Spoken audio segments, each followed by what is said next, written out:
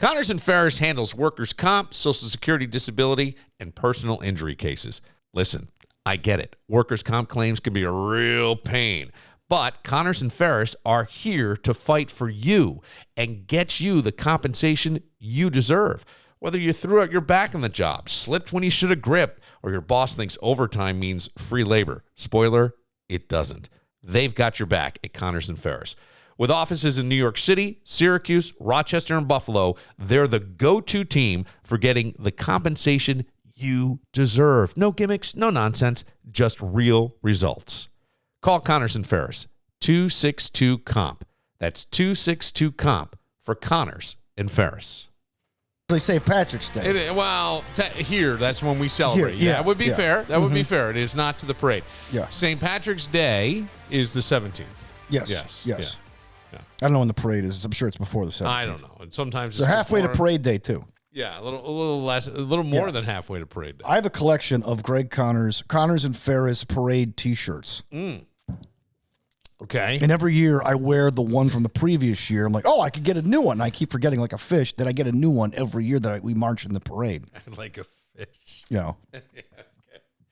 All right. Well, I will admit that I had a little battle in my head.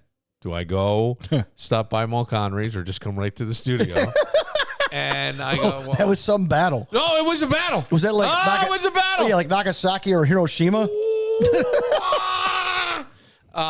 There was stuff going on, and then I decided I would just go in for one. And they had the Jameson shot girl there, and they were mini shot. They're tiny. They're nothing. Oh, okay. A couple of those. Yeah, and, Guinness, and then I came back here. Oh, there's just a couple. Nothing. Yeah. Nothing. And you came here and poured another one. Well, I figured I would have a Guinness, and this is not one of your NA Guinness. Okay. But which I apologize. Well, you don't have to apologize but to me. I figured, here's the problem. I love to drink. I don't know why. I don't know what it is. I love drinking. I love it. It's like, I feel like I have more fun. I do this. I went out over the weekend. Surprise! Oh, surprise. Yeah, because I tried calling you. Usually you like return calls, but felt like, oh, he's out. Yeah, no, I was out. This was like in the afternoon. Oh, no, yeah. I started out at like 2-something in the afternoon, and I drank right through. But it was Pittsford, and it was their Pittsford days or something. The M80s were playing. Oh, it was the big festival. Yeah, it was a free festival. I was there, and then I looked at my tabs. Tabs. Yeah, well, I had one inside, outside. Food. Would you like to leave a card, sir? By the time I looked at my wallet, I'm like, my wallet's light.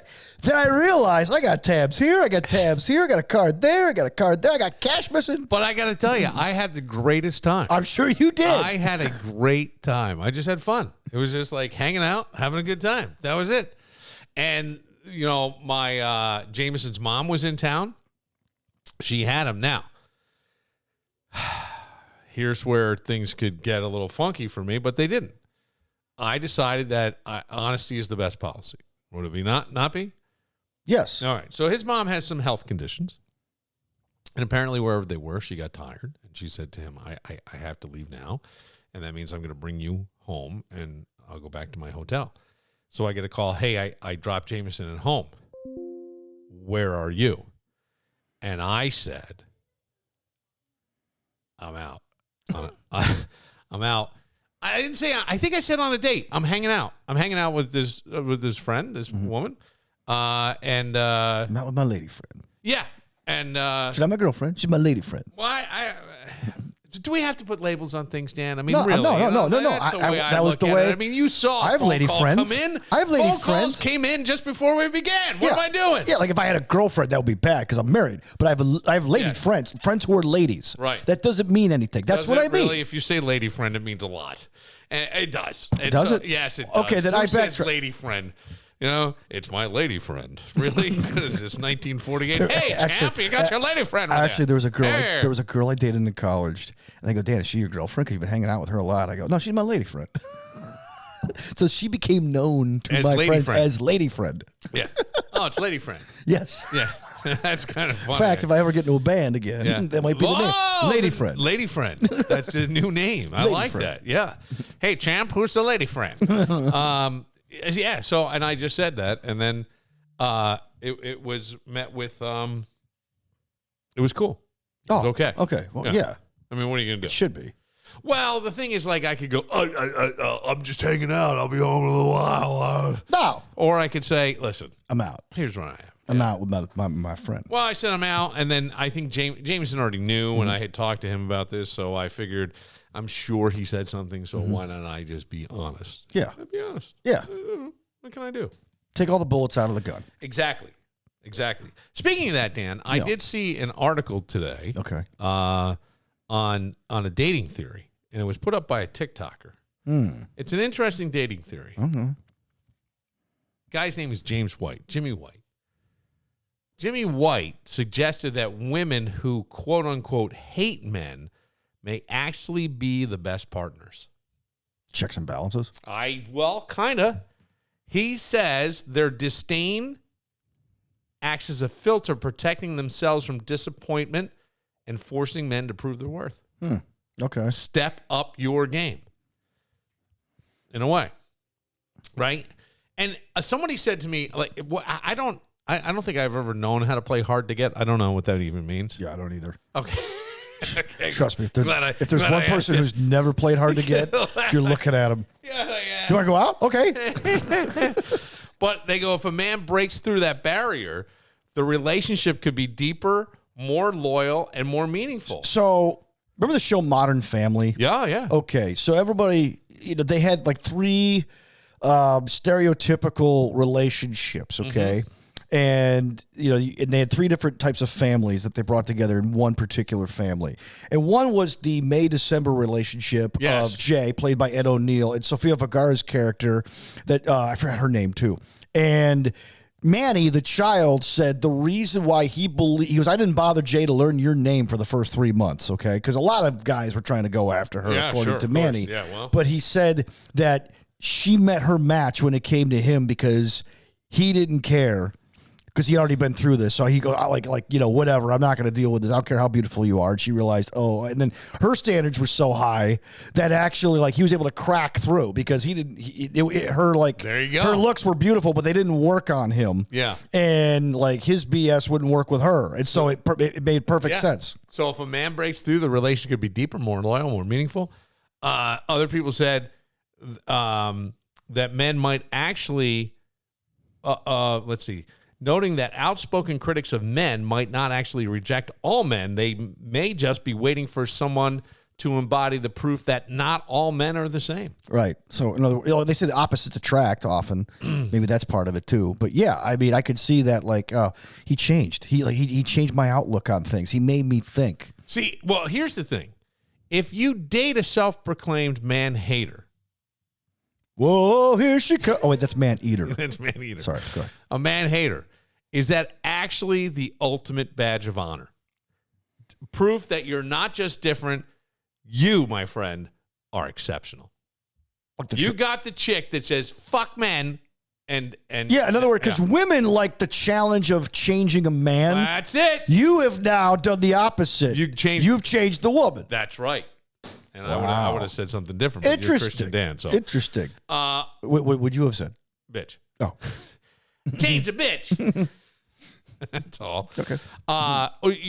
Some people say, are these women setting exceptionally high standards, or are they the only ones refusing to settle for mediocrity in the dating culture?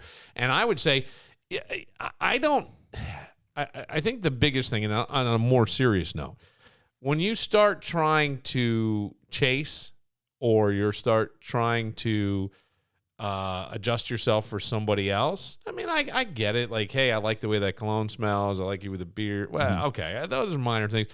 But if you're changing things for somebody, you're looking for satisfaction outside yourself, and that never works. Well, of course not. You gotta work. You gotta like you. So I think there was a couple articles I've sent you over the last 6 months or so addressing this kind of thing with women. I don't think I've ever looked at them. Women in their 30s and 40s who still are single. Yeah. Have never been married. Yeah. And this isn't all of them, but many of them were somehow sucked into this Sex in the City culture, right? And like they had to have these high standards for men, and the men had to do everything. And my career comes first. And now they're in their late 30s and early 40s, and all their girlfriends have actually, gotten married, settled down, had families, right? And now they're alone. They're alone, and they're like they feel like they're damaged goods now because how could you be that beautiful and that old and not married? Something's wrong. Yeah, but that's a shitty cultural thing. I think that's terrible. It is. But at the same time, it's so fucking hard. It can be telling in some cases. I think it's very hard to be. Well, I don't know this, but I'll say I think it's harder to be a woman than it is to be a guy. In some cases, yes. No, I think in every case, and I'm going to say why. In every case, yes, because women get judged by what? Everything, how they look, how they do whatever. If a guy shows up in a I don't even have to. I can throw a fucking ball cap on my head, not have showered, wash my face, brush my teeth, leave the house in some shitty clothes, and no one's going to think the other. I see the Lenny Kravitz effect. Yeah, well, in other words, like yeah, the but joke. I don't look like Lenny. No, but the joke is that like Lenny Kravitz is the only guy who has to dress up to go out and be Lenny Kravitz every day. He has to look cool all the time. Yeah. Most guys don't have to do that. Whereas every chick, every woman has to go out and look good everywhere she goes. Right. Not just for dudes, for everybody, for society. I see what you're saying. Yes. They also have periods. That sucks. They have to have the kids. That hurts. Yep. If they don't have kids, they're judged. Yes. They're often called crazy, right? We say the women are crazy. I just think it's hard. I really do. And I don't disagree with that. I think when you have... I wouldn't want to be a chick. I think when you have the kids, you do most of the heavy lifting. You just do. Well, last week, you and I talked about... take us, two white dudes, right? Our list of fears, just natural fears, natural enemies, really is kind of short. Then you go to women, and it gets a little bit longer. Like they have to worry about walking in their car at night. They have to worry about certain things. Then you get to other races and other people, and that list gets longer and longer. So yeah, in some ways, I kind of agree with you. I think that I'm just so numb to shit. Like I'm finding out because I'm in that I'm getting the master's degree in mental counseling. Yes, your father would be so proud. I don't know if he would be. But they had you write down an authentic statement about yourself, and then you had to go around and mingle with other people. I was Moranimal. And they had somebody said, I was somewhere today, and somebody goes, am I dating myself if I say I remember when you were Moranimal? And I go, no, I'm still young. You're still young. Right. Don't worry about it. The 90s never stopped, buddy. But you had to write something authentic about yourself. And I thought maybe I'm very shallow. I'll tell you what I wrote. Other people wrote like real things, like family problems, something they're afraid to do. I wrote, I feel most alive when I'm taking a risk, whether that be driving a drag strip at 140 miles an hour or stand-up comedy where there's nothing but me and a microphone. And if I fall on my face, I fall on my face, or leading an edgy discussion that could upset people. That's when I, honest to God, feel the most alive. Or if I'm banging a chick and her husband's in the other... No, I'm just kidding. I'm kidding. But you know what I mean? Like, I honestly, like, that is really when I'm like, yeah. There's nothing like it, from bands. Well, I was just going to say, until I joined a band, I never knew what could come out of my mouth or what I could do. And then, all of a sudden, like Mark Hillman said, like Tom Ulay famously. Well, Tommy said it first, and Mark's repeated it in the years since. How come I can't, where's this guy? How come I don't get to hang out with this guy? Danny, that's the kind of Christianity I can get behind. Yeah. That guy on stage, where's that guy in the break room? How come he's not working here? I know, that's But in a way, yeah, because I could get on stage and pretty much just own the room. Right. And there is something... And not everybody can do that. I'm not bragging. I mean, not everybody can do that. When you kill... Yeah, you are. And it's okay to brag. Well, my wife was on a radio show last night bragging about me, and I'm like... She was on a radio show? That free FM station? No one's listening. Yeah. So they were talking about... They had a bunch of women in talking about bands. And she bragged about you. And yeah, one of the women... How good does that feel? Yeah, it did feel it's good. Amazing. And the host, who was like talking off mic the whole time because they don't wear headphones... Yeah. Goes, yeah, he's really entertaining, too. Yeah. It's hard to be a good singer and be entertaining. There you go. I was like, that's it. Finally, somebody sees it. Finally. Long after I've retired. All right, let me ask you this, though. But you feel alive. We talked about women. Yes. And if you get, and I will tell you, if you get a huge laugh from a crowd of strangers, at a comedy club or a room that you're doing comedy in. That's intoxicating. Oh, yeah. That is intoxicating.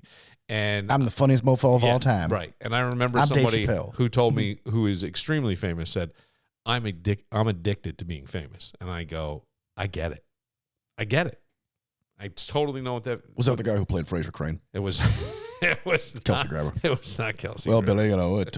One of those things when Kelsey Grammer and I had a. When I played Fraser, I did an interview with Kelsey Grammer, and everybody fucking shit all over me for asking about his sister dying in a DWI accident or something.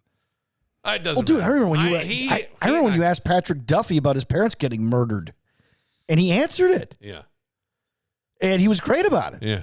You know, that's where the comedy gold, not the comedy gold. That's where the gold is. When you're willing to ask those questions that people typically don't ask because you want to get inside their mind. You once asked Michael Irvin what the first thing he bought was for his mother. Yeah. And he goes, you know what, man? I gave her a credit card. No one's ever asked me that before. Yeah. I gave her a credit card. He told this great story about getting her a credit card, and she said, I didn't pay any money. We had trouble. She left the grocery store and didn't realize, she didn't understand how a credit card worked. Yeah. She was always used to using cash. Right. And she goes, I feel like I stole these things. Yes. And he's like, no, come on, Mom. I'll take care of it. I'll take care of it. Yeah. Yeah. And now, right. But how great are those stories? Right. And that's the shit. Because you got to be willing to be alive enough to ask those questions. Yeah, man. And I want to know. Yeah. I want to know. I know that Michael Irvin, I understand. We all know, right? We heard about Michael Irvin, and he took a plane up and he banged some chicks, and they just flew around and then landed again. Okay. Everybody wants to ask about that. What I want to know is, you got all this money. You came from an enormous family, right? You're the He's most. Like the 15th of 17 You kids. got it. And you're the most successful. Yeah. You know that motherfucker was family oriented and gave back. Oh, yeah. So what did you do? I want to know. I want to know that more about than banging the chicks in the plane. I don't give a shit. Like who cares about rent my own plane? Whatever. Bang chicks. I don't care. Will you? No, but I'm just saying. Like, do you understand what I'm saying? Yes. And so that it never made any sense to me. And with Patrick Duffy, I think the thing for me was, if your parents were murdered, that's trauma that I've never experienced. Right. How do you go on and have such self-confidence that you can go on and become Patrick Duffy on a major late night soap and then a TV sitcom and have this success? How do you do that? How do you do that in your head? Yeah. Who helped you along the way, or what happened? Yes. I want to know. Right. And I think those are the transferable skills for mental health stuff for me. I think so. Yeah. I think you're right. Speaking of that, just very quickly, we talked about women hating men.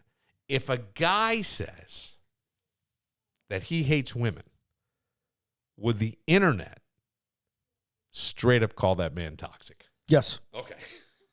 You see what I'm saying?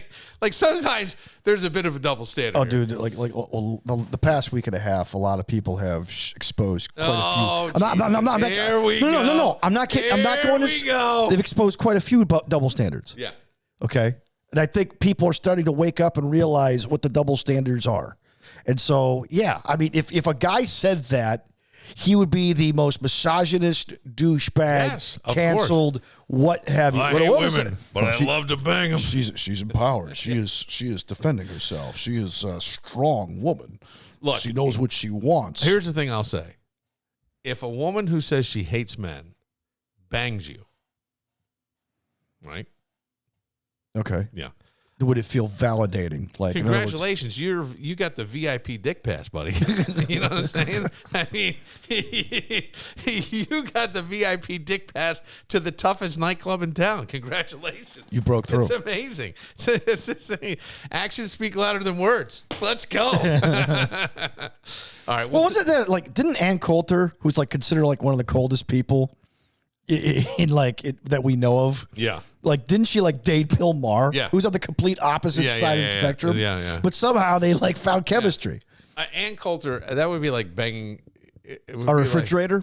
It would be like buying a sex toy with spikes. You know what I mean? Like a piranha. Yes, that's what I'm thinking. Like I painful at first, but after a while you get used to it and you're all good. It's all wonderful. All right, we'll take a moment. Our friend Peter Montemurno is going to join us and talk a little bit of. Oh, Peter's already sitting there, so we'll take our moment. We'll get right to Peter. We'll get right to Peter. Got a big game tonight about the Buffalo Bills, and a big game tonight. You're going to be listening to this on Thursday, even though we're taping it on 6 months to St. Patrick's Day. Yeah, I think this is pretty exciting. This is a must-win for Mike McDaniel. Oh, he'll be fired by Friday. But if the Bills lose this game, then you got to sit there and go, okay, what's up? Okay, well, why do you even have to? You have to. I'm giving you both sides. I'm giving you both sides. I don't want to hear both sides. We'll get to that right after this. Hey, if you're looking for a place that's more than just a market, it's a game changer, you've got to check out Palmer's Direct-to-You Market, right on 900 Jefferson Road in Henrietta, and, of course, online at palmersdirecttoyou.com. And here's what I love. You can hop on their website, not only see the weekly specials, but under the Learn tab, they've got tons of recipes, tips, and how-to guides. And with football season here, their game day recipe roundup loaded with fun ideas. Chicken wings, dips, crowd pleasers. You're going to be the MVP of any watch party by going to palmersdirecttoyou.com and clicking on the Learn tab. And the experts at Palmer's, they're incredible. I actually learned how to air fry bacon from them. Pro tip, you lay a piece of bread at the bottom to soak up the grease. Brilliant, right? That's a Palmer's tip. They've also got guides for busy back-to-school nights and how to properly freeze and thaw beef for easy meal preps so dinner doesn't feel like, well, a scramble. And it's not just recipes. The market itself is unbelievable. Certified Angus beef burgers, plump chicken, fresh fish, and one of my personal favorites, the Jamaican Me Crazy coffee. Oh, it's so good. So whether you shop in person at 900 Jefferson Road or online at palmersdirecttoyou.com, you're not just buying groceries, you're getting expert advice, fresh food, and a little inspiration to make mealtime better. That's Palmer's Direct-to-You Market. Buffalo! Buffalo! Buffalo! Buffalo! New York City! Buffalo is a good city in the state of New York. Yeah, Buffalo. It's a good place to live and work. Let's have some buffalo wings. They were made in Buffalo. I'm sorry. Yeah. Is this my Healthy Fats moonlighting? Yes, it is. Yeah, since I've left the Healthy Fats, they've been doing some other stuff. Buffalo. So much.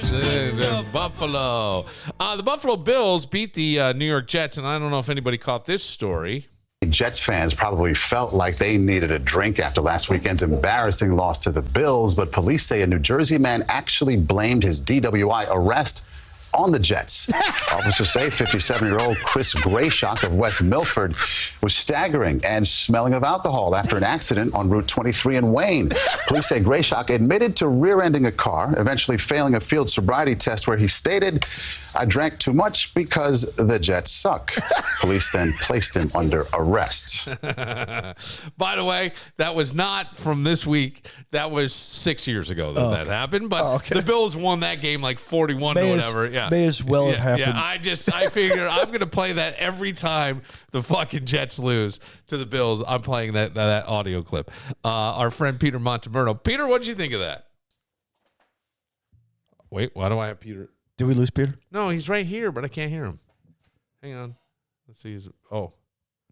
Peter, is your mic on? His mic should be on. I should have him there. Hang on. Is it Peter? Is it on Peter's end? No, I think it is on Peter's end, but hang on. Yeah, sometimes it's... I see Peter. He's got a big eagle behind his head. You can see that. And it's the American eagle. He heard, yeah. For freedom. Oh. Peter's a big proponent of freedom. And then I did have Peter was laughing about the story of Jets fans probably felt like... I didn't mean to hit that again. And but I don't know why he's not there. Why can't I hear Peter? It's an interesting thing. Small dilemma. Figure it out. Sometimes alcoholism can be contagious. Well, now, how dare you? Because no, I'm not talking about him. I'm talking about the operator on this. About me. I know what you're saying. I know exactly what you're saying. That's why I said, "How dare you?" I'm going 2 minutes and 20 seconds in, so I gotta edit that to 20. Okay, got it. Can you hear me now? I can hear you now.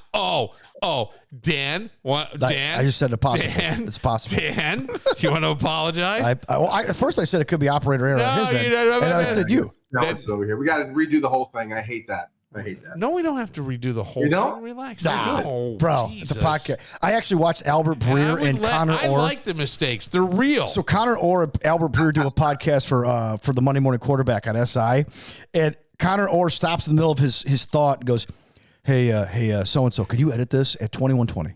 Okay, Yeah. hang on. Oh, gosh. So there's like 10 seconds of silence. Okay, 3, 2, 1. I think the problem with Caleb Williams. Isn't that great, though? But the fact But that they you didn't get- edit it out, though. Okay, but you get to see. Well, there's somebody who's a dick. They left it in there on purpose to make him look bad. I just don't really care because I think it's it's somewhat off. We love mistakes. All right. Yeah, so- I mean it's just it happens. life. It's not anything. But I just want to know that We're not Cronkite here. Hang on a second. Here's what I want known, Okay. especially to you. Yeah. Yes, I have drank. Yes, I had 2 shots and a Guinness before I walked in the studio, and another Guinness when I got here. A British Boilermaker. This was not my fault. No. Peter, thank you. Well, I do love the I do love that intro because what do you say to the judge? Hey, Judge, you a Jets fan? You get it, right? Yeah, that's right. You get it.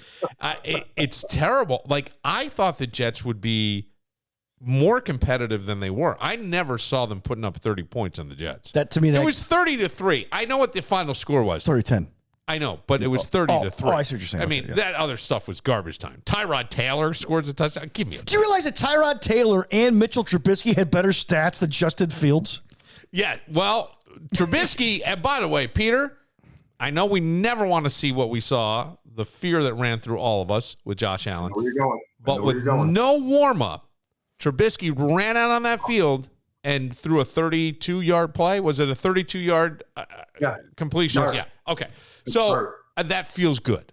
That was nice. It does. And what was good about it, he let things happen. Yeah. He let his line block for him. Yes. He didn't have happy feet. Right. He stepped in the pocket, made a great throw.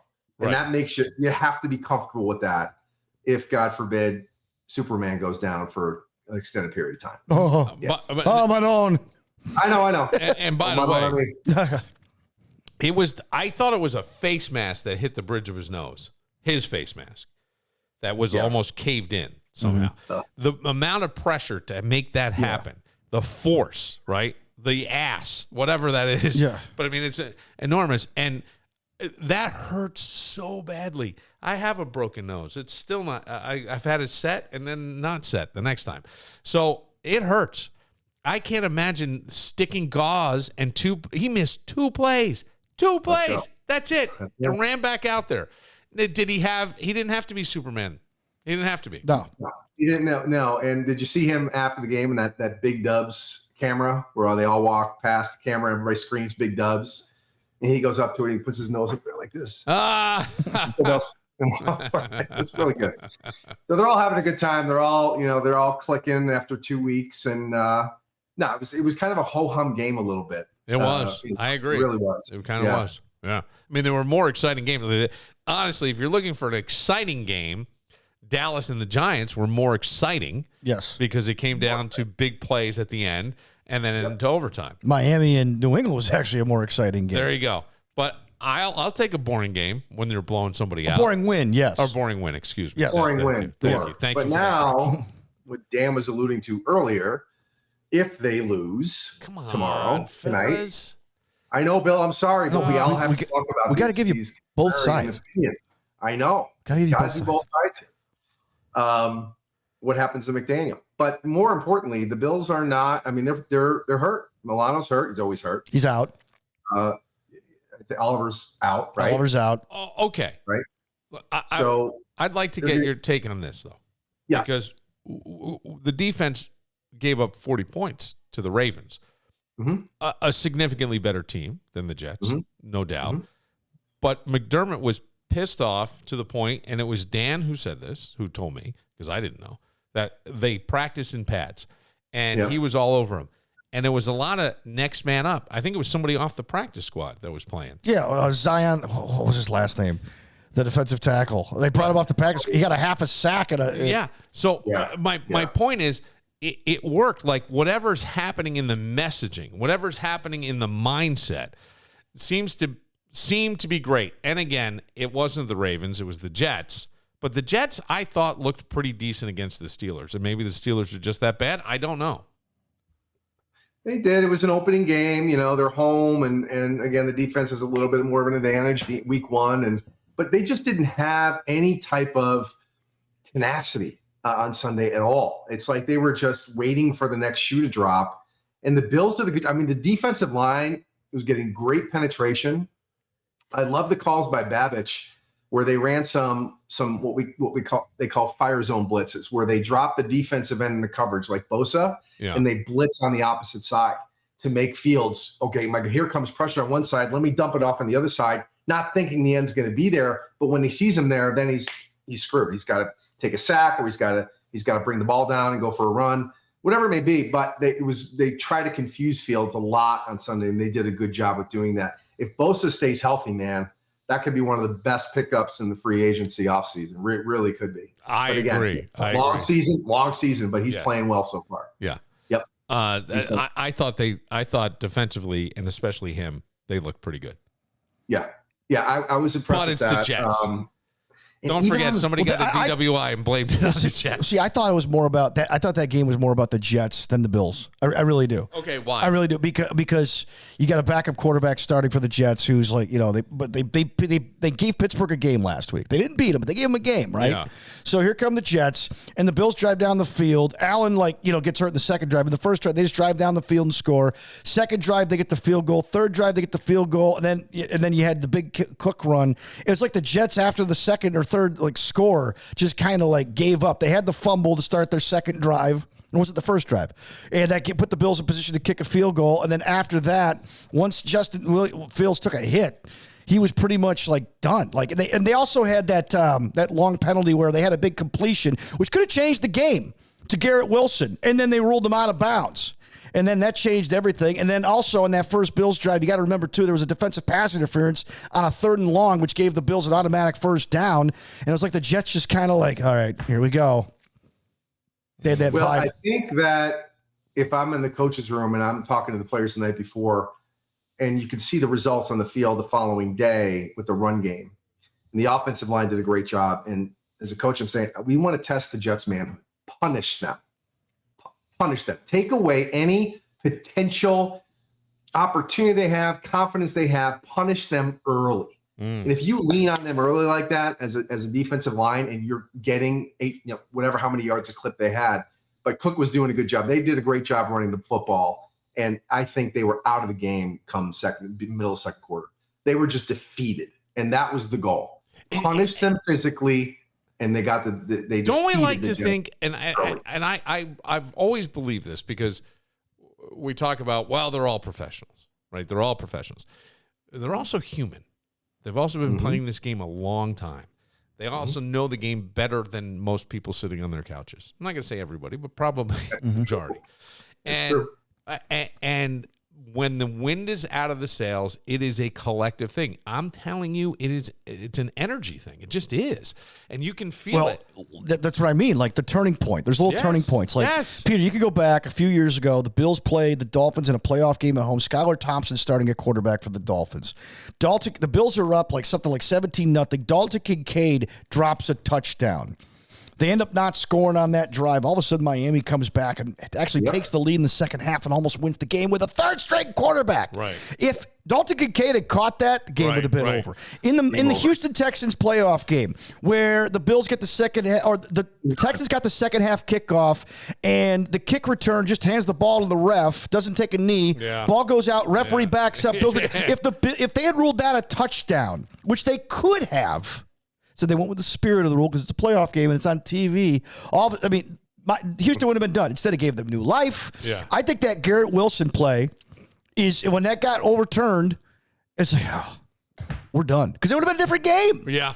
It would have put him in position to score for the first time all day. But no, those little nuances, those little swings make all the difference. They do. And by the way, Marcellus Wiley has famously said, this former Buffalo Bill, he goes, most NFL players, once they get that first check, it's not about the game anymore. It's about the money. What football could do for me, not what I could do in football. That's interesting.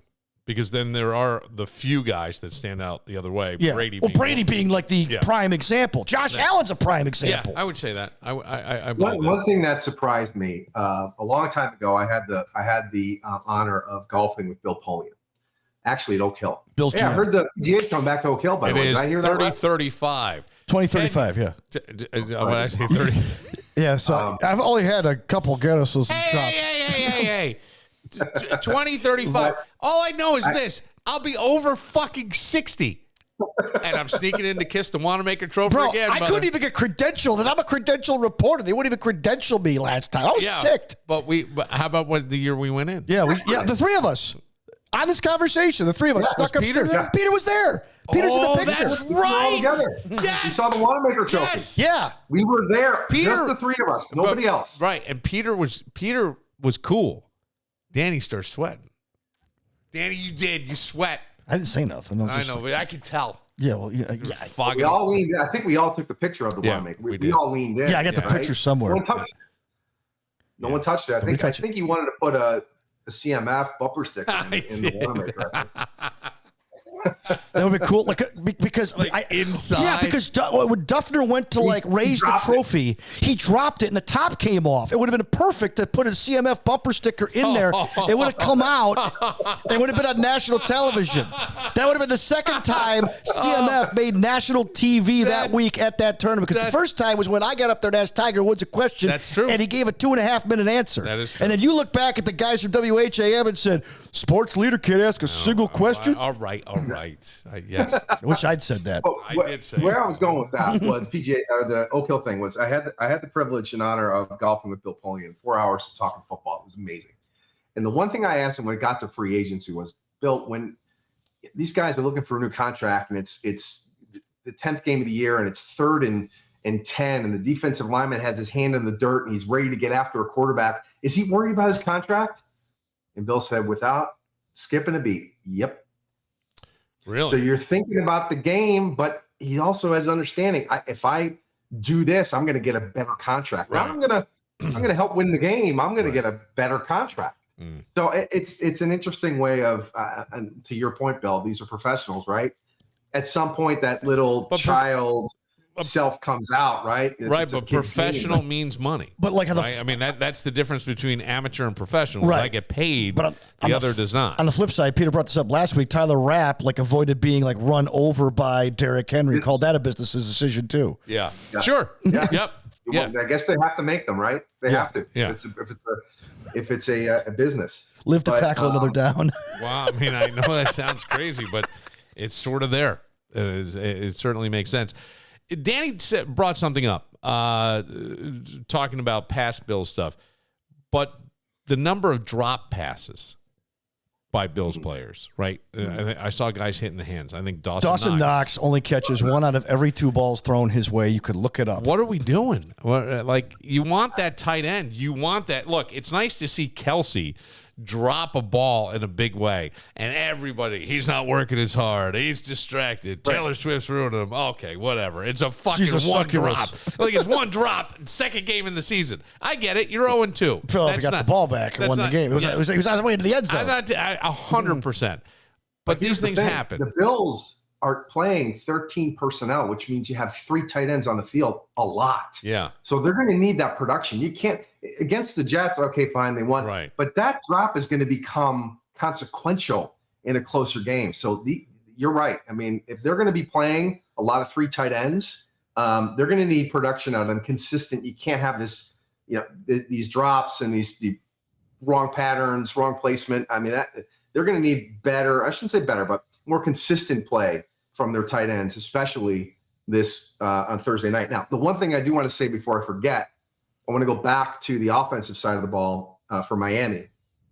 Looking at the injuries on the defensive side, I expect Miami to run a lot of misdirection because they have a lot of speed. There's no question. They did that last year too. Them to run a lot of misdirection because guys are in a position that they obviously they're backups in very key positions.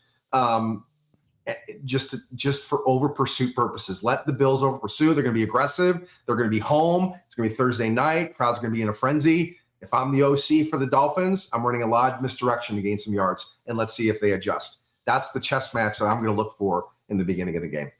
They did that in Buffalo last year and almost beat them. Misdirection is the key, especially when you got guys that are stepping in for the first time and in that environment. Yeah. If you don't read your keys and you over pursue, and the Bills have a little bit of a propensity to be out of place and not in the right position, not in the right gap, two guys in one gap, whatever it is. So far, they've done okay with that. Maybe not week one, but they rebounded pretty well against the Jets in that capacity. But I'm looking for that chess match in the beginning of the game tonight. I mean, Peter, there is really an argument to be made that the Bills could be 0-7 by the time they go to Kansas City, or Kansas City comes here. I don't remember. Kansas City comes here. The Bills could be 7-0. So they could be 7-0. Did I say 0-7? Yeah, you did. Blues getting ready for the Boilermaker. Do we cut for the Guinness? No, we don't. We do not. Yes, I love Guinness, and it was stupid on my part. But 7-0. No, yeah, it could be 7-0. Hey, hang on a second. Fellas, communication is just getting the idea from my head to yours. You both knew what I was saying. Yes, we did. Of course we did. But I thought you were talking about the Chiefs for a second. The question is, from a broadcast standpoint, if they are 7-0, yeah, that's a 425 game. Do they flex that game? Because I guess the flex rules are different this year. They are different, but CBS will not give that game up. They can protect certain games. They're not giving that one up. Give that up. They're already planning on being in Orchard Park that afternoon for pregame. I think that the game I thought they would lose, they already won. The Ravens. Yeah. But here's the test, Bill. The Bills of yesteryear, last year and years prior, the last 5 years, they played down to their competition. Yes, it's been documented. This is going to be a big game. It's going to be an eye-opening game. They did it. They passed the test against the Jets. Jets were kind of unknown coming into game two. And the Jets always play the Bills tough in New York. Always in New York. So we lost the opening game, 2 years ago? Yep. Last year was the Hail Mary game. They won. The year before that, they lost on Monday Night Football. The year before that, Allen had his arm ripped out of his socket. The year before, or the year before that, they beat them, but with field goals. I mean, the Jets always play the Bills tough in New York. Dan, what is Boo's favorite color? I think it's red. Okay, not sure. Okay. Well, you're saying, I'm just saying you're laying out all this Bills history. It's it's fascinating to me. That year, Josh Allen got his arm ripped out, and this year, and the score was this. What's your wife's favorite color? I know. She says the same thing.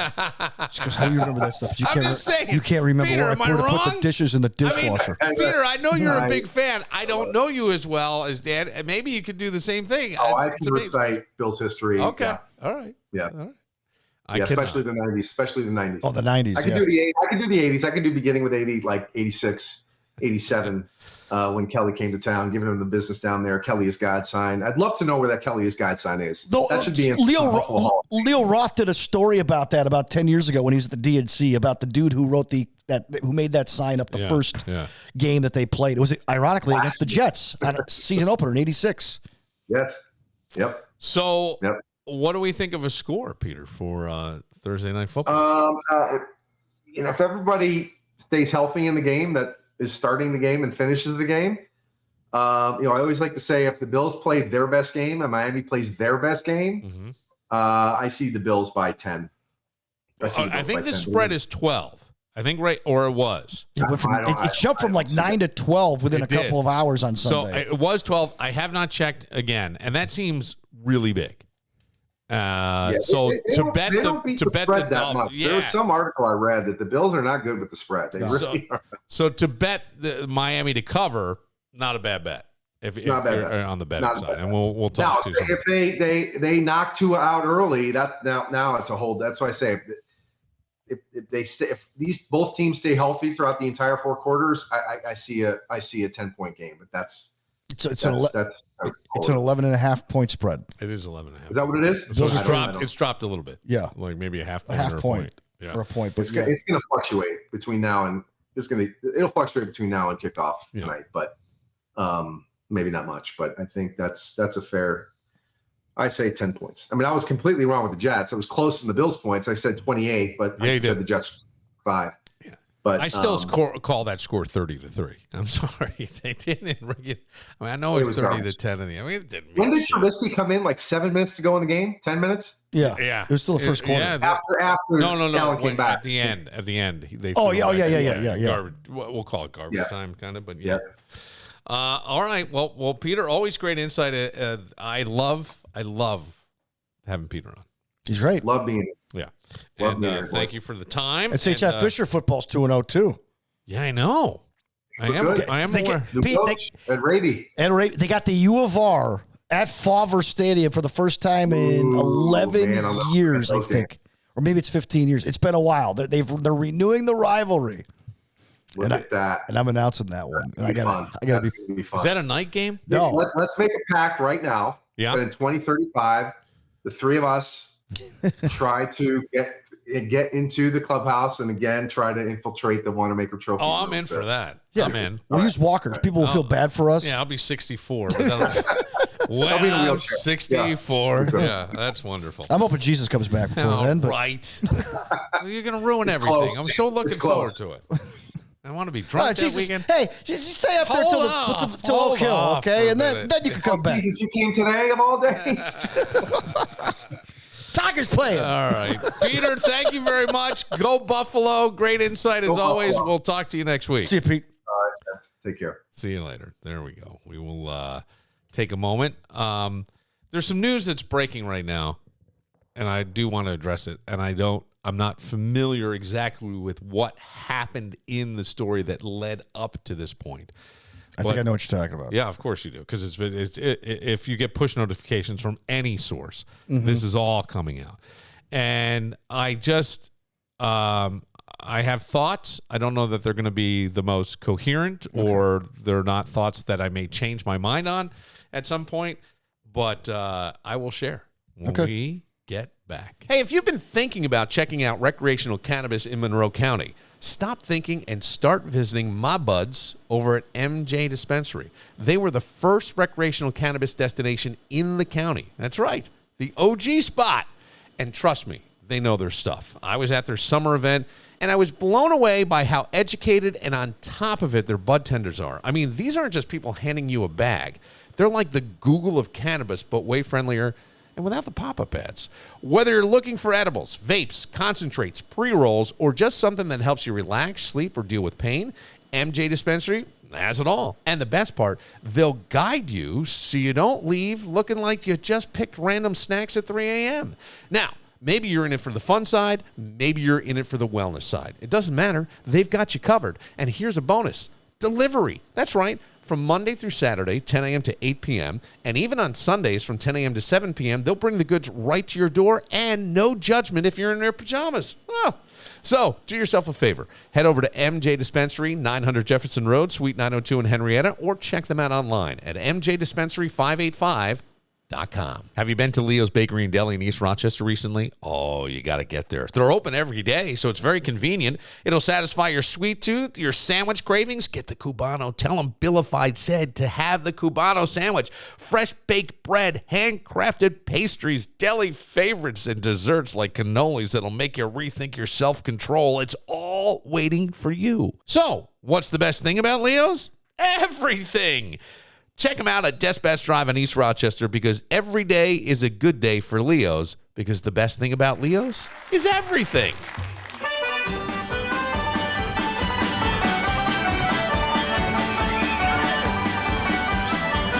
On the 4th of July, 1806, we set sail from the sweet cove of Cork.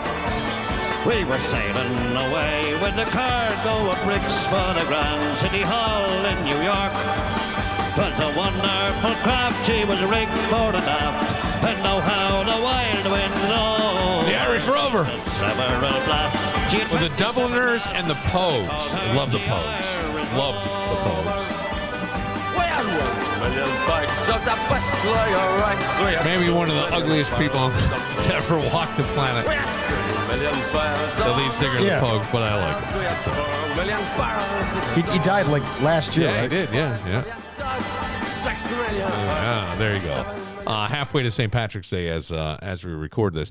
Also, as we record this, news coming out that Jimmy Kimmel is suspended indefinitely from ABC.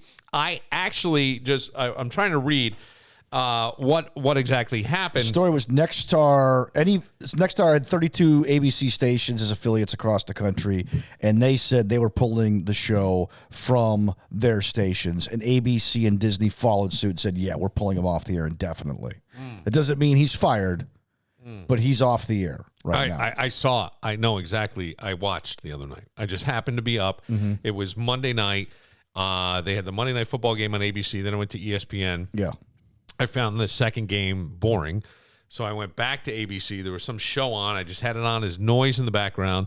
I was working on stuff. Then the news came on, and then Kimmel came on, and I actually went and sat down, and I know this because I watched it with my ex-wife had her 6-pound poodle with her and didn't want to pay the extra money for the hotel because she couldn't have somebody watch it in Alabama. So I am just magnanimous. I just want everybody to know that I'm magnanimous. Magnanimous Moranimal. I sat there with the dog curled up next to me, and I watched this monologue. I didn't think there was anything offensive about it. It was more a shot at Trump than it was anything to do with Charlie Kirk. 100%. Because they're not telling you what was said. I know what was said. I watched it. Because I have it right here. Yeah. What he said. Okay. The entire monologue. Let me just pull this up. We hit some new lows over the weekend with the MAGA gang desperately trying to characterize this kid who murdered Charlie Kirk as anything other than one of them. And right. Who, by the way, that was the comment. Yeah. That sunk him. Not the whole thing with Trump talking about the ballroom and being built after being asked about Charlie, how he was holding Charlie, up. how you doing? It's very sad. We're building a beautiful ball. It was the fucking funniest. Well, yeah, he kept going. It made me laugh. But that comment about that is this guy, his family was MAGA. Allegedly, according to things I've read, I don't know where the reporting's coming from. I take it with a grain of salt. He was even further to the right and saw MAGA as weak. See, I've not read that. He's RAFTA or something. There's another term that they use for these far right guys. Okay, so I read I've seen 2 articles on that about him. I can't watch this stuff. I'll tell you this. Here's why this bothers me with Jimmy Kimmel, and here's why it bothered me with Charlie Kirk. You and I talked, and you said this is something like debate dice, and I said no. It was you and I. No, yeah, I said, does this put a life? Does this put public discourse on life support? And I said I think it puts free speech on life support. I said that on this podcast. I believe that was the greatest threat to free speech. When you start killing people for what they're saying in a public space, no matter who's involved, and I'm not saying it's the government. I'm not saying that at all. Just that will shut people up. It will make people afraid to speak let's call it their truth, right? Is that the popular phrase? Yeah. Their truth? Fine. We'll call it their truth. I was very, very bothered by that. I'm not all that familiar with Charlie Kirk. I still think Charlie Kirk would say inflammatory things to try to get attention, whether it be if I see a black pilot, I wonder if he's the most qualified. I giggle at that because I go, oh, God, I can just see how people would react to that. I think he also said Dallas Cowboys fans, when I see are a bunch of Mexicans in long shorts or something, like they're inflammatory comments, whether you want to believe they are. There's other ways to say the same thing because when you get below like the pilot comment, we're talking about DEI and the most qualified person. Maybe it is that guy. Maybe it's not. But that's not how people hear it. And Charlie is a smart enough guy to have known that. Believe me. So that stuff was inflammatory, but it doesn't mean he should be killed. It absolutely does not. Oh, this still bothers me to this day. And it's been a week now, and I'm still but it's free speech. That's the part that scares me. So when I see Kimmel and he's going to say anything other than that, why is he being shut down? Well, here's why. Because you don't have free speech on owned airwaves. When people are, and they're government airwaves. You have to have an FCC license to be it's federally regulated over the air. We do not need an FCC license to do a podcast, so we can say anything we want. But they do, and so does ABC. But there was nothing really inflammatory about that. It was just like for them to say, that's somebody's opinion. Why would that one throwaway comment be the thing that shuts everything down? Like, oh my God, come on. There's been some more shit that's been said. And if we can't have the dialogue and someone to come back and say on the other side something else, what are we doing in this country? This is where I get nervous. I get nervous when I see someone die who is doing something that people didn't like, and I would say was very intelligent, and I will equate it to a peer review of a paper. It's someone poking holes in your theories and trying to make you at least think about your stance and where you are. It's like a great teacher will challenge you, especially as you get higher level education, to really go, is this your best work? Do you really believe what you're saying? And sometimes you sit there and go, your sphincter gets tight, and you're like, I don't know. Well, no, right? No. Take a place and stick your flag. This thing to me was just like, okay, is he accusing to say somebody's opinion? I don't even know if most people even caught it, honestly. Well, enough people caught it. Well, they caught it. They caught it. But why did they catch it? Why are they catching it? Why are they outraged by it? Because they're on the other side. And that's shutting down free speech, which is the exact fucking thing that they say about the other side. Do you see what I'm saying? Right, so this to me is like the most hypocritical bullshit thing. It really is. If the right says the left gets crazy, the left goes nuts, the left doesn't like this, they're transgender, they're this, they're that. Okay, right. I've said it here. They're fucking so splintered, you're never going to, the left will never win. You guys got to figure that fucking shit out. But on the same side, how can you then turn around when a guy says something like that and not come out with a statement, but to shut it down? To kill, to cancel? That's exactly the same fucking thing everybody on the right has fucking railed about, including you. Yes, I know. So let me respond.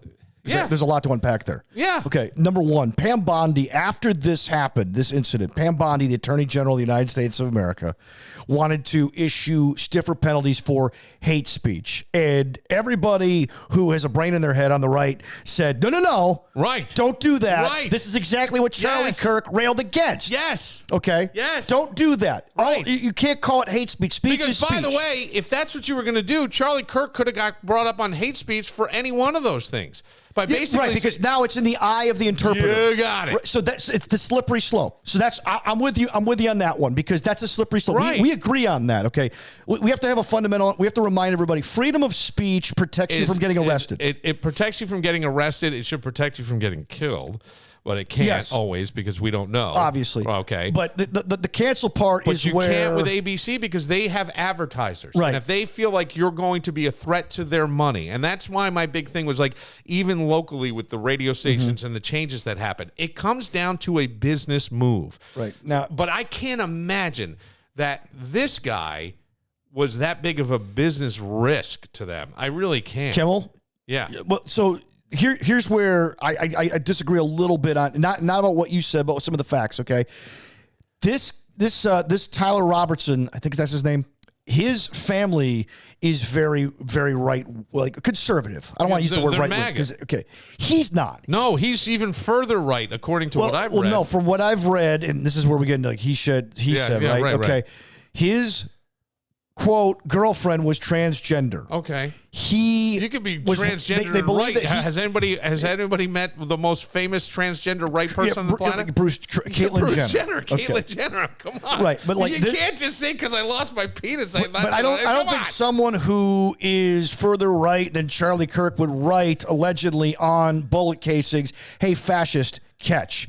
His family believes that he had been indoctrinated, that he had been radicalized, that he joined forces with the left. There are some people that are starting to connect the dots that believe that this assassination attempt may have been organized. We don't know that part, but I do not believe that he was MAGA by any stretch, and I think that's what Kimmel's saying. So what happened? And so my point is though is that that's not correct, and you can't just say that. That being said, okay, if you cancel Kimmel, now you are opening the door. Thank you. For canceling anybody for any reason. Because once like somebody else gets in the White House, look, all of a sudden now the winds of change are going to turn, and then all of a sudden we're going to get into other trouble. What do we know about the stuff? What do we know about most things in life? And I'm not trying to be an asshole here. Just follow me on this. Well, most things in life, we rule by emotions. Yes. Do we not? Yes. Okay. So The irrational mind guides the rational mind. And I always try to say here on the podcast at times that the one thing an adult should do is learn to keep their emotions in control. Very hard to do, but that's the person who usually is the one who can really direct themselves. Cooler heads prevail. Take that away for a second. And the other thing is that business is cold and has no feelings. So when your favorite radio personality, Brother Weeze, suddenly retires with no parade down Main Street, we get very upset. And rightfully so. I'm not going to disagree with that at all.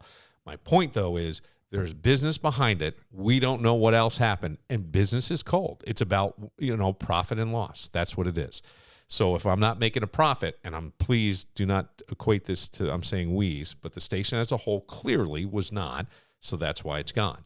So now we look at the Kimmel thing. We get these great emotions. And I feel like this in particular is more of an emotional move. And when emotions are already high, because people believe what happened at CBS was a direct result of his politics. So now you're going to have a bigger outcry that this is some kind of fascist regime, some kind of dictatorship that's trying to control. Because the next theory will be like, do you the understand what I'm FCC saying? is run by Trump. Yes. So therefore, Yes. Trump wanted this guy off the air. And he this said was it. the way and to he do said it. it. And he has said into a microphone, they're coming next. I think Trump just says things sometimes because it's funny. I think he actually does. I'm not even sure he believes it. I don't mean it like that. Please understand what I'm trying to say, especially if you're a big Trumper. I am not saying that the man is stupid and just shoots off the cuff. I think Trump is calculated. I think he says things that will land and be kind of funny. And I think that there's policy things that go on, and then there's garbage things that go on. You know what I mean? So this would be, in my mind, more of a garbage throwaway. Yeah, look out, these guys are next.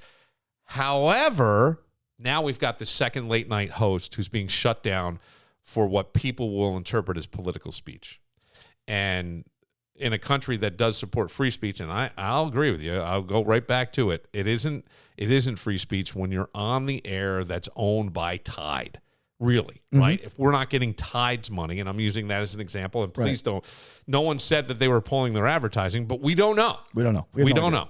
So that's really, again, the bottom line. It's business. It's cold. If we feel like you're a risk to our money, that's it.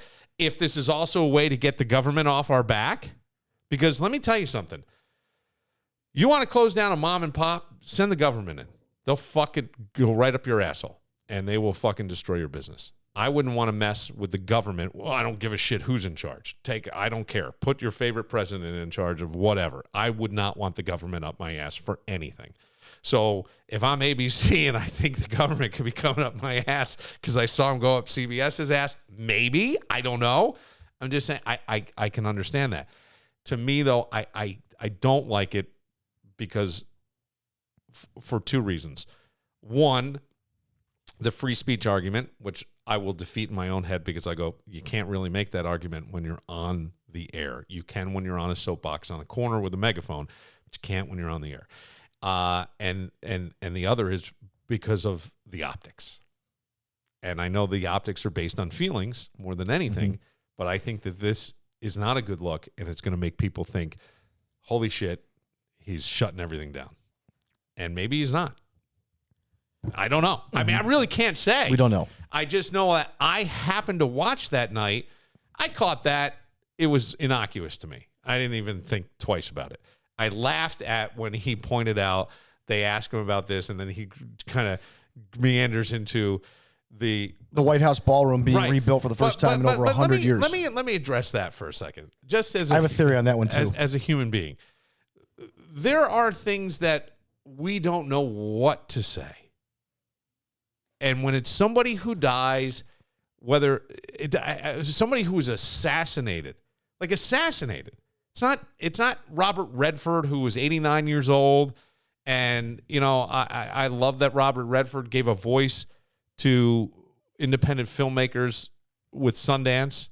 But then eventually, I can't argue this, they they sort of became a political agenda. I don't know that it was him, but it was certainly Sundance. There were certain people that I know who made films that could not get in there, and they were on the right. Now, whether or not that's a thing, I don't know. But it's certainly, again, optics. If we're talking optics, it looked bad for some people on the right to get into Sundance. But this isn't that. This is a 31-year-old guy, father of two, who seemed to be very popular in certain circles and extremely, in my opinion, extremely intelligent. I don't have to agree with the guy, but he's very intelligent. There are other people I don't necessarily agree with who I think are really smart. Assassinated. So when someone's asked about that, I don't know what the fuck to say. It's a real tragedy, and I pray for his family. And then there's an awkward pause, and if you're somebody who likes to fill the gaps, right, that they don't awkward like silence, so they got to keep talking. I don't know if that's Trump or not. I can't say. Yeah, but then all of a sudden he's like, but you know what? We're putting in a ballroom. It sounds hysterically funny when you look at it through that lens, but take it back. If that's you, I'm looking for anything else to talk about. Because I don't want to start crying at this moment. And I'm not trying, and please go for anybody who's not a Trump. Oh, you're defending Trump. I'm just saying, if it were me, if it were me, I may have done it that way. That's all. I try to be, what was the old term that Fox used to use? Fair and balanced. Thank you. I really do. Well, that's how I try to live my life. I try to do that. Be as objective as possible. I'll tell you this, balls and strikes. The Kimmel thing bothers the shit out of me. I'm not a Kimmel guy at all. I know you're not. I know. And I'm not a Colbert guy. I know you are. I'm not a Colbert. Colbert, but I like Jimmy. And I knew. I used to. I mean, I thought that he just kind of like they all just not Jimmy Fallon so much, but the other guys got too political for late night. Well, Colbert always was, right. He came from the Daily Show, right. So that okay. He was a parody of a right-wing talker. Yes. That was his shtick. That was his shtick. Yes. Yeah. Right. And before that, he was on the Daily Show. He actually got invited to the White House Correspondents' Dinner, and they thought he was serious. And then the other side of that is Kimmel. To me, here are the things that I loved about Jimmy Kimmel. Jimmy Kimmel was a radio guy. Jimmy Kimmel had numerous failed radio shows around the country, Tampa, Phoenix, this place. Wound up becoming a producer for Kevin and Bean in Los Angeles, and from there just went on. And then he's the one who I think brought Carolla in. Well, Carolla was his boxing trainer. Okay, he was training for a fight, and Carolla was his trainer. Okay, and then they became really good friends. And then the rest is history. And so then Jimmy wanted to do a show that went against Oprah. Right, that was very female focused, so that's why the Man Show came to be, and that became a big hit. And that actually was a friend of Brother Weeze's, who was their manager, Howard Lapidus. Yep, and owner of that show, who I had the pleasure of meeting and tried to recruit me, but Weeze got involved. But that guy had success, and then he went from there on to late night. The guy, to me, it's been 20-something years. It's been 20-something years, and he built a late night, I'm going to call it a late night empire, on a network that didn't have late night. No, ABC never did. I mean, it was Ted Koppel for years. Right. That was their, we're going to go with news instead of It was Nightline. Funny. And by the way, great alternative, yes. Right? Why go into the arena when something's not there? You had Leno, and CBS tried different things, I think, prior to Letterman. I thought they they had Chevy Chase. That bombed. Yeah. Pat Sajak bombed. Yeah. I mean, so. Where was Rick Dees? That was before my time, perhaps. Okay, Rick Dees had a minute. And then there was also... If you ever watched the movie The Late Shift, it explains a lot of this stuff. Stephanie Miller, who was Brother Weeze's sidekick in the beginning, known as Sister Sleaze, she had a syndicated late night show that was really interesting. It was set up like a nightclub at a comedy, like a comedy, like all round tables, and each table had a microphone so you could ask questions of the people on stage. Great concept. But it bombed. It just didn't go anywhere because, again, you're competing against network versus independent, right? And when I say independent, it would be things like, think of any shows that are out there that, like Judge Judy, right? That's independent. It's not network. She owns it. She's syndicating it. Right. Same thing with Joan Rivers and Arsenio Hall. They were syndicated. Yes. And she was on Fox for a minute, right? Yes. Joan? Yeah. Johnny Carson never forgave her for that. But yeah. I know. So... this bothers me deeply, but But I want to say this again. The bullet to Charlie Kirk to me was a bullet in free speech, and that really bothers me deeply because I don't give a shit. Free speech is one of the greatest things this country has. Maybe the greatest. And I do not have to agree with somebody. But yet you can be there. And I don't have to like it, but it's got to be there. And it's got to be there on both sides. Right. And we're the last country that has it. Yes. You can't speak freely in Canada. Do people realize that? We can't yell fire in a theater, and we shouldn't. Right. But there are books and things that we could go, I don't like. It's free speech. It is free speech. And the greatest thing that you can do as an individual is then hold back your endorsements. My father says, I no longer endorse them. I don't shop there. I don't go there. Right? I no longer endorse them. Vote with your wallet. Well, yeah, exactly. And I would rather see that be the case with Jimmy Kimmel than this. I would rather it be people an outcry and going, we're not watching anymore, and blah, blah, blah, and the ratings get cut in half than this. Now, there's this argument now, and I don't even know how to articulate it, so maybe I shouldn't say it, but there's this argument now as far as not getting rid of free speech. We're not talking about the Constitution anymore. We're talking about public opinion. And there's this argument now, should you be canceled for, like, the left for a while was canceling people for just disagreeing. Fuck yeah. Right. That was wrong. I hate that. Now, the right is making the argument right now that you should be, we don't want to cancel people, but if you say something abhorrent, like Charlie Kirk deserved it, unquote. Okay. That to me is something that I think that's hate speech. It is. That's basically hate speech. Right. But I'm not saying that should be illegalized, but I think if somebody says something like that, I think they deserve whatever plug gets pulled. But the plug that's getting pulled again is the dollars. Right. My point is, soapbox and scream that. You should be able to do that yourself. Just turn it off. Turn off the box. Yes. Turn off because there's a lot of people out there who have gone viral celebrating his death, and it makes me sick to my stomach. I haven't. But not unfortunately. But in this country, you can do that. Yeah. Just like you can burn the flag. I would never burn the flag, but you can do that here. Yeah, you can. Once that domino falls in this country, ladies and gentlemen, it sucks. We're done. Well, I don't know that it's over. No. Yeah, we're done. Yeah, that's the slope, Billy. That's the slope. But that's why I don't like any of it. I don't like the bullet, and I don't like this. The argument could be made that it's dollars and cents, right? The other makes no fucking sense. That's all. Right. All right, we'll take a moment. I apologize. We're running late for Juice. He's got some great picks. We got picks coming up. I enjoyed him the last. And by the way, new dad since we had last talked to him. So we'll tell you the kid's name coming up. Yes, we'll get to all that right after this. Connors and Ferris handles workers' comp, Social Security disability, and personal injury cases. Listen, I get it. Workers' comp claims can be a real pain. But Connors and Ferris are here to fight for you and get you the compensation you deserve. Whether you threw out your back on the job, slipped when you should have gripped, or your boss thinks overtime means free labor. Spoiler, it doesn't. They've got your back at Connors and Ferris.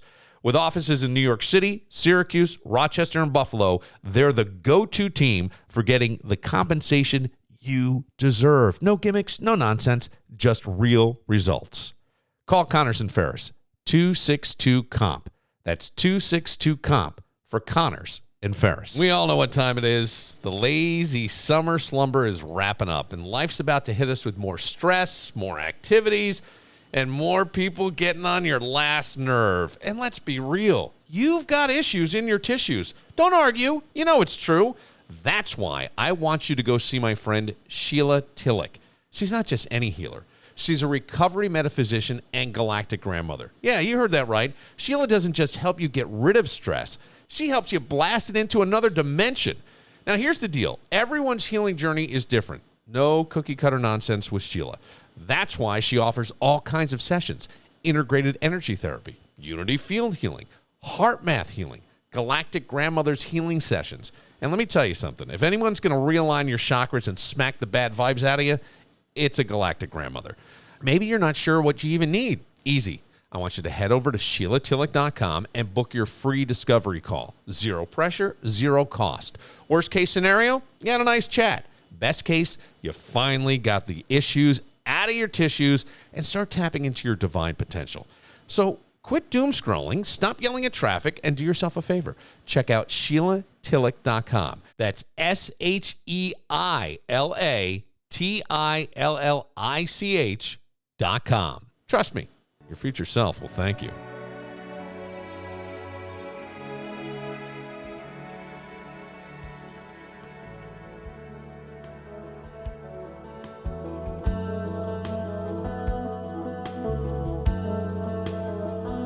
We can all come together over Christopher Cross, can't we? On Warm 101.3, where we never talk over your favorite songs except this one.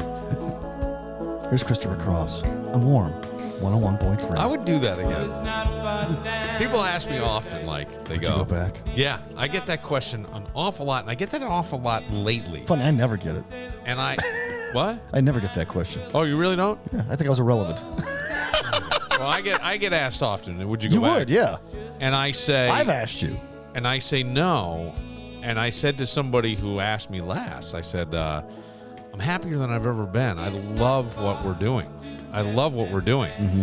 Is it giving me the same abundance in my wallet that I got when I was on radio? Not even fucking close. I'll be honest. I mean, Yeah, now you're the ninth caller. Yeah, Trying to win I cash. got it. I got it. Believe me. Radio was, I would get it in every meeting. You're the highest paid next to Weeze. What the fuck? It was every negotiation. That's why I had agents. I didn't want to deal with those people. So, yeah. But no, I wouldn't. And yet, if someone said to me, would you voice track a Warm 101.3 shift for Saturday night? I go, fuck yeah. Yeah. Because I wouldn't have to be there live in the studio, you know what I mean? Yeah. And to talk up these songs and shit, it's like so fucking easy. You kidding me? I did that for years for 80 stations across the country. It's the talk shows that I wouldn't go back to because I can't talk. I'm afraid now. Yeah, you might get canceled. At least here I can say whatever I want. New dad holding patiently, and I feel very bad, Juice, that we kept you on there for so long. I did hear that you were having a sound issue. Dad. What's that? Don't worry, I got all the time in the world. You know that. Well, you don't because you have a baby at home and Two of them now. Yeah. Whoa. He's got 2 kids. Yes. Well, how old's the oldest? She's going to be 4 next month. Oh, okay. All right. At least 4. They're usually potty trained. They can take care of stuff. Oh, she was potty trained at 2, and she's been a huge help, helping out big time. Okay. Being a big sister, so that's been awesome. Yeah. And it's just cool to see her. I mean, I just let me just put that statement in perspective. Most people aren't looking to a 4-year-old for help with anything. You know what I'm saying, Juice? I mean, come on. And by the way, a little girl, I'm sure, in the bathroom, much better. Little boys at 4 years old. Dude, it was like a fucking sprinkler went off in there. And I used to, when I was married, I go, I'll clean the bathrooms. I will do that because I just didn't think it was fair. I get it. Because one would come busting Sword in on fight. the other, and then he turns around and he's like, "What are you doing in here?" Yeah, he's still going, and now there's a puddle. I got, I got the fucking Erie Canal. It's like, yeah. Oh, the worst when I was little, you're able to walk, right? So you're at just the right height for the toilet. And back in those days, the toilet seat was pretty loose. Yeah. Okay. And my junk would rest right on the lip of the porcelain when I'm trying. Yeah. And all of a sudden, one day fell down. Yeah. Oh, and I'm just watching it. Yeah. Now, Juice, not to waste your time. To this day, I don't have children. I had friends that had there were 3 boys in the 4 boys in the family and 1 girl. And they had a laundry chute. So the boys all shared a bathroom. It had double sinks and a toilet and then the bathtub shower. But underneath the sink was like a trap door, okay? So you would throw your laundry in there, and then when it got full, you would just open it up and it would fall on top of the laundry machine down in the basement. And but what happened was people would know you're in the bathroom, and then they would go and crawl into...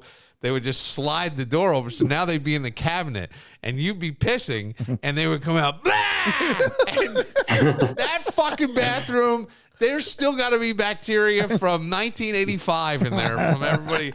Like, it was just, that's what we did. They would scare the shit out of you as you were taking a piss or doing whatever. Or all of a sudden you hear, I see you're hiding, all white and shiny. Yeah, that's what we did. All right. Anyway. Awesome. Juice, I see you got the New York Giants hat on. I know that was kind of heartbreaker, but a fun game to watch. I mean, you had to feel like you were in it to the end. Oh, it was, last 5-6 years, the Giants lose that game by 30, just to have them be competitive in that. And the biggest thing that I took from it is we scored 30 points, which is just amazing. We scored over 30 points. Right. Plus 500 yards of offense, something that we haven't done in Malik Neighbors looks pretty damn good, man. He had some great catches. Yep, and that's another thing. We haven't seen the ball get aired out like that, and Daniel Jones took over, since Eli. So, that was just awesome just to be in that game. I mean, obviously, if you score, with 25 seconds left, take the lead, 500 yards, you should win that freaking game. Yeah. It's just unreal. But, hey, man, we'll take it, move on. Yeah. And now play the angry 0-2 Chiefs Sunday night, which should be fun. And then don't you have the Eagles after that? Yep. We play Eagles two times in 3 weeks. Yeah, plus the 49ers. Right. Plus the Broncos. The only winnable game we have in the first 8 is against the Saints. So, as good as we could be, our schedule is just an absolute gauntlet. That's tough. Wow. When you're looking at this week's games, and of course it kicks off with Thursday Night Football and the Buffalo Bills and the Miami Dolphins, which I believe the spread currently is about 11 or 11.5. 11.5 as of right now. I think it was as high as 12. Is that fair? Yeah, it went from 9 to 12 in about 45 minutes. I don't know how they got. And that was that during the 1:00 game? Like as they. Yeah, I saw you send that out. Yeah, between 4 and 5 o'clock. So the Bills game ends. They were 9.5 point favorites. The Dolphins game then ends, and it ended in a horrific clock management fashion. Then by the time we were done taping the podcast, it had already bumped to 12.5. Wow. In an hour. Yeah.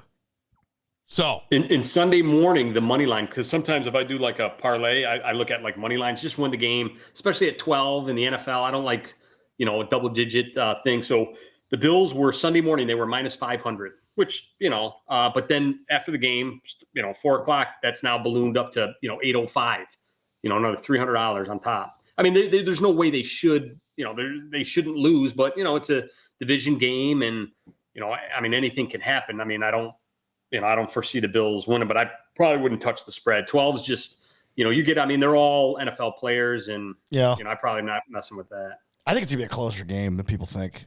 I really do. So maybe look for something live. Maybe Miami somehow goes up 7-0 on a quick score or something, and then you can get Bills at a discount maybe. Yeah, you could do that. Like you could bet along with the game if you don't know that. Oh, 100%. Yeah. Right.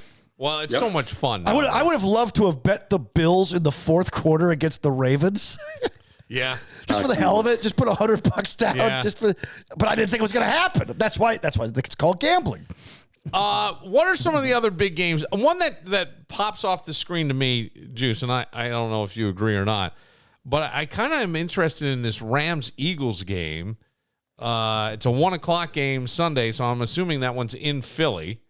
It'd have to be. You're not kicking that off at 10 o'clock.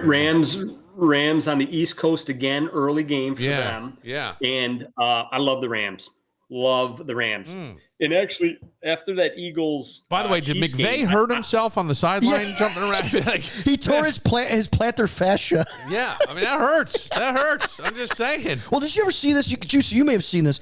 When McVay is on the field, he has to have a spotter behind him, pulling him and pushing him to stand in certain spots on the sidelines. So he doesn't go out on the field. So he doesn't go out on the field. Right, yeah. Who wants that job? No. I would do it. Yeah, depending on how much you're paying. I mean, it might be Coach, worth it. Coach, over here. No, but that is a big game, and I think I like the Rams in that. Okay. Getting 3.5. I think the Eagles got big problems. Really? I know they just beat the Chiefs Sunday, but I'd be more concerned if I was more concerned with the Eagles than I was the Chiefs after that game on Sunday. I just the Eagles are they're averaging less than like 4 yards a play. They're just not. Look what the Giants did to that Dallas defense. Okay, and Philly couldn't do anything on them. you know? Yeah, So it's just, I think the Rams are right there for that one. How about a game that I think could be pretty interesting, and I thought the team was maybe overthinking how good they could be, is the Chargers, and I turned that Monday night game off because I thought it was a little boring when the Chargers were playing the second Monday night game. Mm-hmm. But the Chargers-Broncos, interesting to me. I find this one interesting.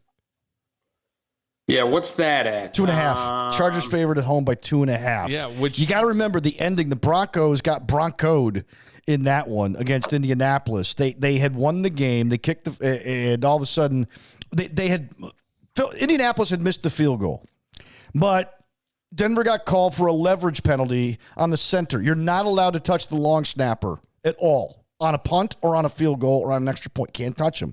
And they got called for a leverage penalty, trying to use him to try to block the field goal. So they get penalized. Indianapolis kicks it, wins. So basically the game was stolen from the Broncos. So now they're 1-1 instead of 2-0, and now they get the division leaders on the road. Yeah. And had they won that game, I could see that line being,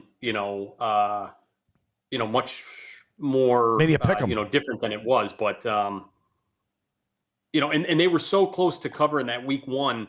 I know we didn't talk week 2, but that week 1 against KC Tennessee. The other one, yeah, okay. Remember the Kimmel. So no, I like the Chargers in that. What other ones are you thinking when you look at the spreads and maybe putting them as part of a parlay? I mean, the Lions-Ravens Monday night game is even sort of interesting. It could be.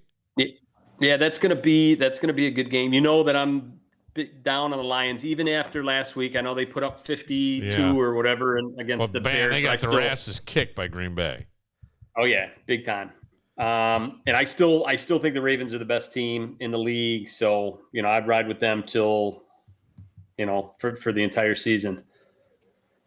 So it's funny. I always call the second game of the season for teams that lose the first game and get embarrassed. Good teams that shouldn't lose. Yeah. I always call the second game the rehab game, right? Yeah. Detroit had its rehab game against Chicago, right? They had that rehab game. Remember last year when the Bills lost, who was it? 2 years ago, they lost to the Jets on Monday Night Football. They got their rehab game against the Raiders the following week and obliterated them. Hey, we're here. We got to make a statement. The Bills, you can make a case against the Jets, had a rehab game after the game they should have lost to the Ravens. The Ravens had their rehab game against Cleveland. All right, we got to beat the crap out of these guys to prove a point. And both of those teams went ahead and did that because the Bills, it was kind of like a loss. Right. Baltimore outplayed them for 58 minutes. So, beware of the rehab games. You see any rehab games out here? I don't. I don't either. I don't see any. Maybe the other game that I like Cincinnati +3 against Minnesota. Even without Burrow, huh? I know that. Without McCarthy too, Burrow, right? Dude, Browning was still okay. Mm-hmm. He's not bad. He was okay with. Yeah, no, he's not. And they just have Chase. You throw it to him, he'll get it. They'll make a play on it. So I'm down on Cincinnati +3 because Minnesota, McCarthy's not playing. It's Carson Wentz. Carson Wentz. Wentz. Yep. And I don't think they should be giving anybody 3 points because really. The game that we saw from McCarthy Sunday night, that was what I was expected to see in Chicago game 1. Mm-hmm. He was terrible. He was awful. But, they've really only played one good quarter of football because the Bears beat them 3 out of the 4 quarters in that, and he just had an awesome fourth quarter. You take away that, and I don't think, Minnesota really should be 0-2, I believe. Yeah, no, you're right. You're right. They should be. And there's talk that, this is the Kirk Cousins Bowl. Yeah. Because now Cincinnati and Minnesota both need a starting quarterback at this point. Right. And it would be like Kirk Cousins. And so, that Burrow can't come back for 12 weeks. So maybe Kirk Cousins could play quarterback for the Bengals, but then he's also played for Minnesota, understands the system. Yes. And then, let's give McCarthy more time to rest and let him catch up, whatever, because he's going to be out for 4 weeks anyway. Hey, because they're still a playoff team if they get the quarterback right, Minnesota. Am I wrong? Yeah. And who's still out out there too. Now that they've named Jackson Dart as the number 2 on the depth chart, don't be surprised if somebody calls the Giants on Jameis Winston. To make that interesting, because I mean he can throw the ball. Fearless. He led the league. Yeah, he led the league in passing and touchdowns 3 years ago. I mean, he can sling it. So imagine him on that Cincinnati team with those receivers. I mean, that could be something. Yeah, that really could. He has no filter. Like he will just let it rip. He doesn't care. And with that game too, I think that Minnesota's down like 3 linemen as well. I really like Cincinnati in that big time.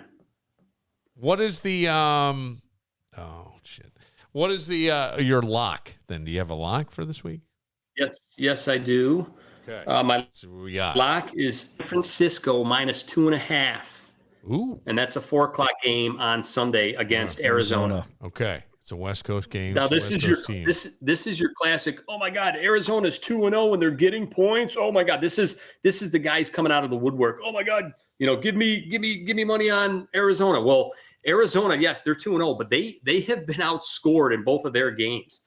I think that they are like the Saints of last year. Remember, Danny, the Saints? Yeah, they started. Yeah, and they look unbelievable. Yes. Derek Carr is back. He's back, man. Yeah. They figured him out. And then he just now he's out of football. Did they? Well, no, the NFL figured him out. He didn't figure it out. Right. There's always a team that kind of sneaks up. I think he's right. Arizona is that team right now. Yeah.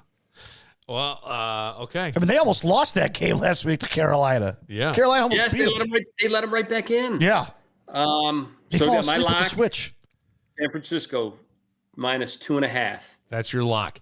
Do you back the Brinks truck up? Do you swear on Ford Fields? Strong name, huh? I have to say, first person I've ever known to be named after a stadium. Usually stadiums are named after people, but I like that. Like you're thinking ahead here. Yep, and I'll be taking him there before we know it. Do you have a college game you like?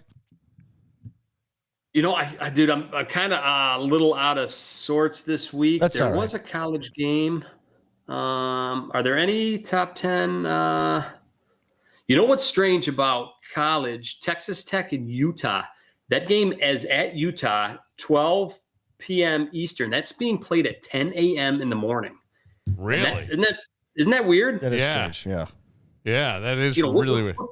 Man, no. I mean, that's you got to start. So, you got to start drinking by 8, the latest. But, well, do the Utes fans drink? No, they don't. But the Texas Tech will. Oh yeah, sure. 100%. But that's just.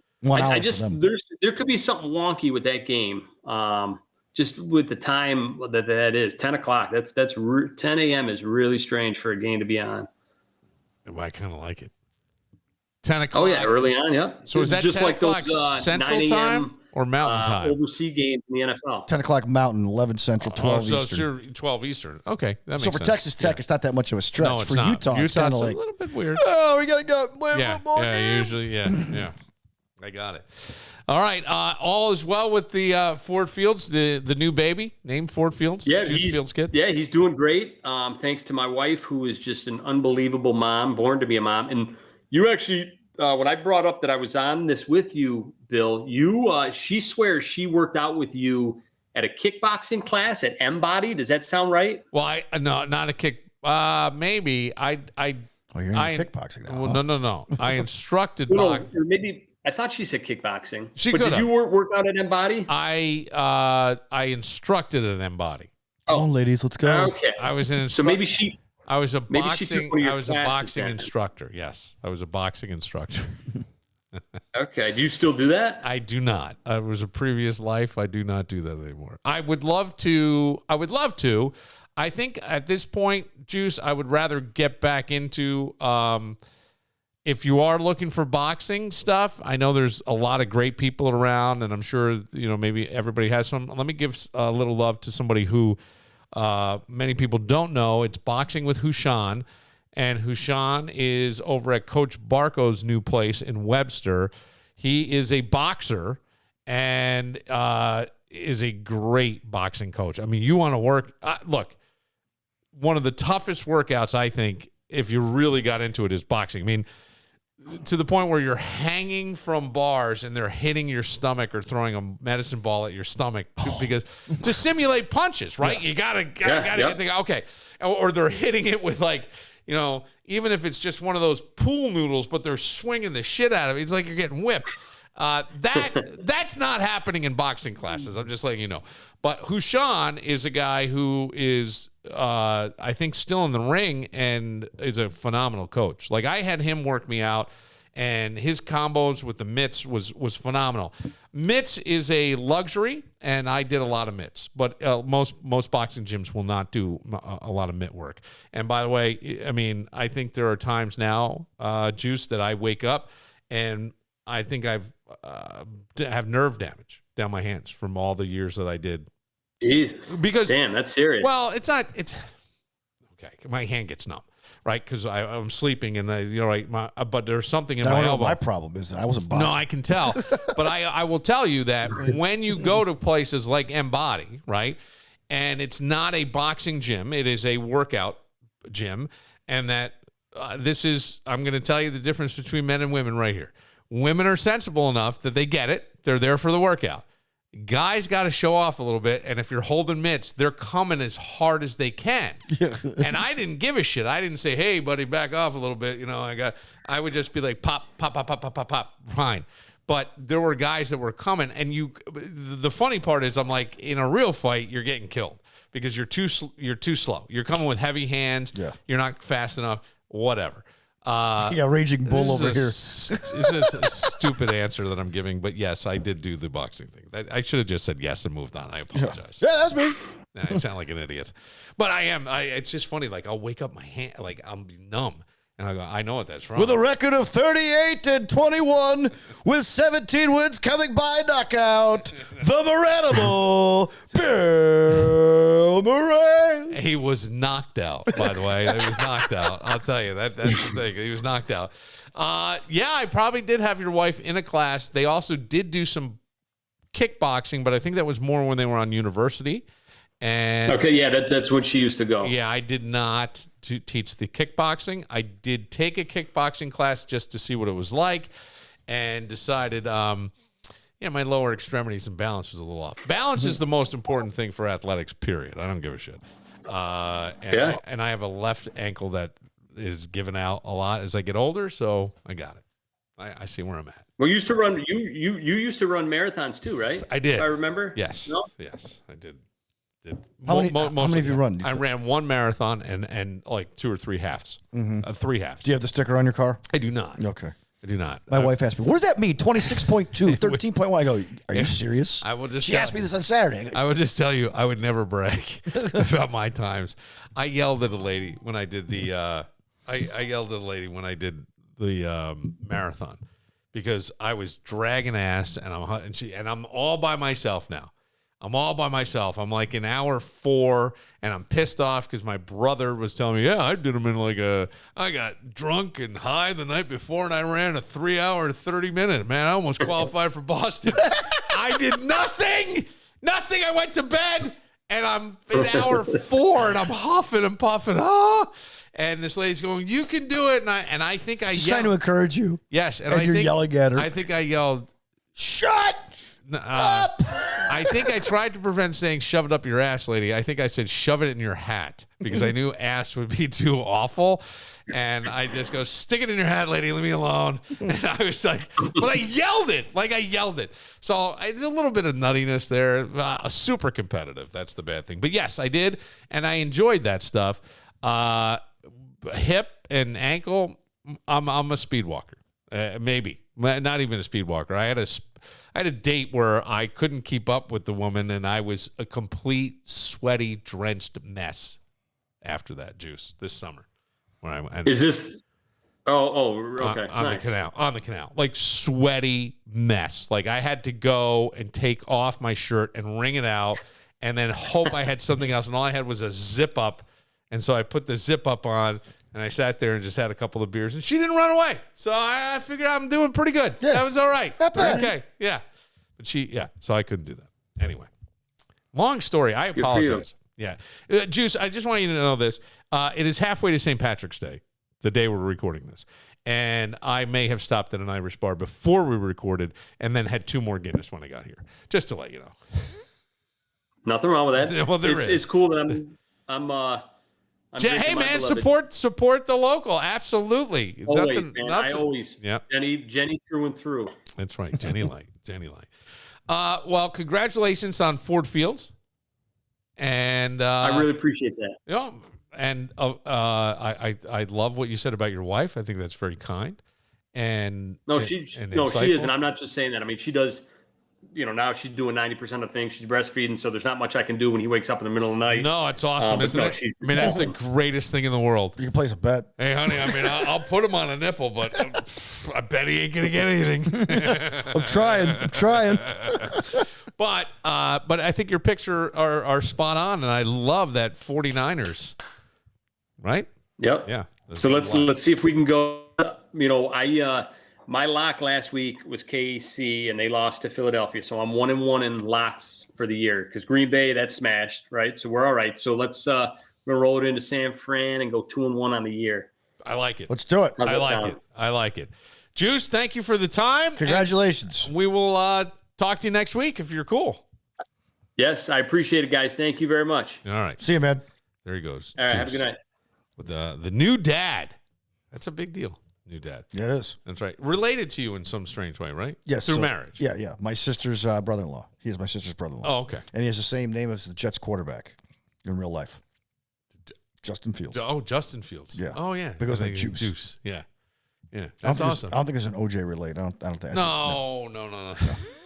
What's up, X World? This is Juice Fields with my picks. God, do you kind of not miss that a little bit? Hospice? You kidding me? Hospice? I used to be an actor. Was he dead like 3 months later? Yeah, right. It's like, ay.